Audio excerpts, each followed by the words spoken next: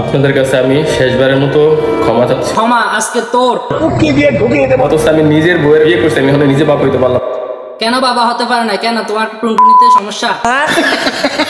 এই অবস্থায় আমি রাস্তায় কোনো জায়গায় সেফ, কারণ ওর রাস্তায় বের হইলে পাবলিক ওরা পেছন মারার জন্য দৌড়ানি দেয়। বৈষম্য বিরোধী ছাত্র আন্দোলনের সমন্বয়কে দৃষ্টি আকর্ষণ করে বলতেছি, আপনারা যেভাবে পারেন এনাকে সেফটি দেন, না হলে যে কোনো সময় ও দর্শন হয়ে যেতে পারে।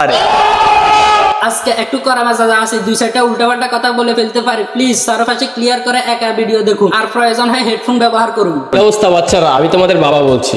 ওরে বাবা, এই জাতীয় বাঞ্চুদ নতুন নাটক শুরু করেছে। পাবলিক নাকি ওরে রাস্তাঘাটে দেখলে বাবা বাবা বলে চিল্লাইতে থাকে। মানুষের এই বাবা ডাক শুনতে শুনতে তোহা এত পরিমাণ অসুস্থ।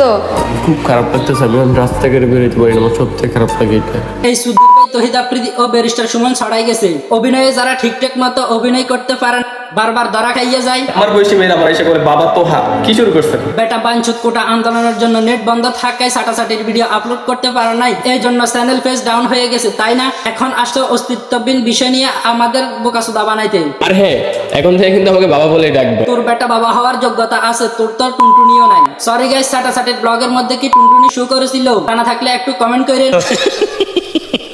কেন আপনারা বাবা ডাকেন? আমি তো আপনাদের বাবা না। এইটা আমারও না প্রশ্ন, তাই চলেন এইটা নিয়ে আলোচনা করি। এই লাগা ইন্ট্রো।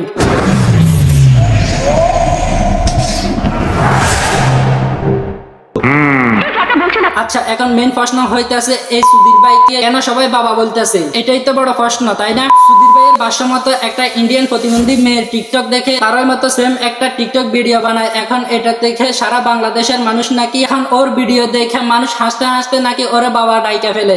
আস্তে আস্তে বাবা ডাকা শুরু, আর বাবা ডাকতে একটা পর্যায়ে আমার জাতীয় বাবা বানাই দিছে। তুই হলি জাতীয় বাঞ্চুদ। আমরা সচরাচর যাদেরকে ফাইজলামি করে বাঞ্চুদ বলি তাদের কাছে আমরা ক্ষমা চাইয়ে নিচ্ছি ভাই, কারণ আসল বাঞ্চুদের সংখ্যাটা এর সাথে যায়। চিন্তা করেন ভাই, ওর ভিডিও দেখে মানুষ নাকি ওরে বাবা ডাকা শুরু করেছে, তাও আবার রাস্তাঘাটে। মানে তুই কে রে ভাই? আমি একটু অন্যরকম, মানে আমি ভালো মন্দ সবকিছু নিয়ে ভিডিও করি। ও জানি, ভালো জিনিস কখনো আমার চোখে পড়ে না, মাগার মন্দ জিনিস দেখে ফেলেছি ওই সাটাসাটির ভিডিও। সুস্থ মস্তিষ্কের মানুষ এগুলো করতে পারে না। ও নিজে একটা গল্প বানিয়ে ভিউ কামাচ্ছে, আবার বলে সুস্থ মস্তিষ্কের মানুষ নাকি এসব করতে পারে না। বেটা তুই কি সুস্থ? তোর ব্রেন তো থাকে বিসির মধ্যে, না হলে এমন সব কথাবার্তা কেউ বলতে পারে? একটু মনোযোগ দিয়ে শুনুন। মানুষের ভুল হবে তো কার হবে? শয়তান বা ফেরেশতা, তাদের তো ভুল হবে না। ভুল হবে শয়তান বা ফেরেশতা, তাদের তো ভুল হবে না। শয়তান বা ফেরেশতা তাদের তো ভুল হবে না? মানে ভাই, আমার তো জানা ছিল ফেরেশতারা কখনো ভুল করে না, কিন্তু শয়তান নাকি এখনো ভুল করেনি। শয়তান বা ফেরেশতা, তাদের তো ভুল হবে না। তোর এই সমস্ত কথাবার্তার কারণে পাবলিক এখন তোর মূর্খ এবং এডুকেটেড বলে। অনেকে বলে আমি নাকি পড়াশোনা করি না, আনএডুকেটেড। তা তুমি কি বারটা শিখছে একটু বলো দেখি।